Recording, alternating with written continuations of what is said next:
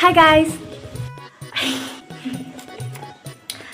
Guys, അപ്പോൾ എൻ്റെ പേര് ശിവപ്രഭ. ഞാനൊരു 2 years ബാക്ക് യൂട്യൂബിൽ വീഡിയോസൊക്കെ ചെയ്തുകൊണ്ടിരുന്ന ഒരാളാണ്.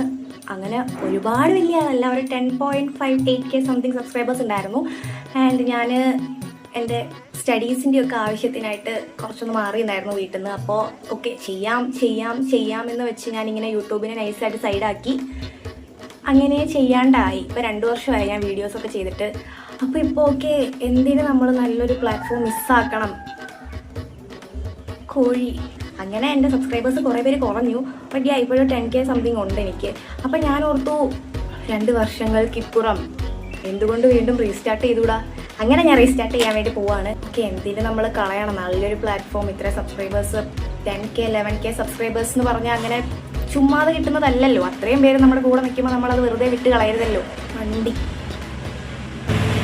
ഞാൻ പുറത്താട്ടോ ഇരിക്കുന്നത്, അതിൻ്റെ നല്ല ബാക്ക്ഗ്രൗണ്ട് നോയ്സ് ഡിസ്റ്റർബൻസ് ഉണ്ടാവും. അതൊന്ന് എക്സ്ക്യൂസ് ചെയ്യണം പ്ലീസ്. ഓക്കെ, അപ്പോൾ എല്ലാവരുടെയും സ്നേഹവും സപ്പോർട്ടും എല്ലാം ഉണ്ടായിരിക്കണം.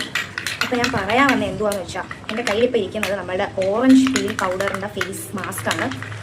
നമ്മുടെ സ്കിന്നിലെ എക്സസ് ഓയിലൊക്കെ റിമൂവ് ചെയ്യും, ഡെഡ് സ്കിൻസിനെ റിമൂവ് ചെയ്യും. നമ്മുടെ സ്കിൻ നല്ല ഫ്രഷ് ആൻഡ് പെട്ടെന്ന് ബ്രൈറ്റ് ആക്കുമെന്ന് പറയുന്നില്ല, എന്നാലും നമ്മൾ കണ്ടിന്യൂസ് ആയിട്ട് യൂസ് ചെയ്താൽ നല്ല റിസൾട്ട് തരുന്നൊരു സംഭവമാണ് ഈ ഓറഞ്ച് പീൽ എന്ന് പറയുന്നത്. ഇത് ഫ്രഷ് ആയിട്ട് യൂസ് ചെയ്യാം കേട്ടോ, പക്ഷെ ഉണക്കിയിട്ട് പൊടിച്ചിട്ട് യൂസ് ചെയ്യാം. പക്ഷേ എനിക്കതൊന്നും പറ്റില്ല, എൻ്റെ മുഖം കുറച്ച് കഴിയുമ്പോഴത്തേനും നീര് പണ്ടാരം തുടങ്ങും.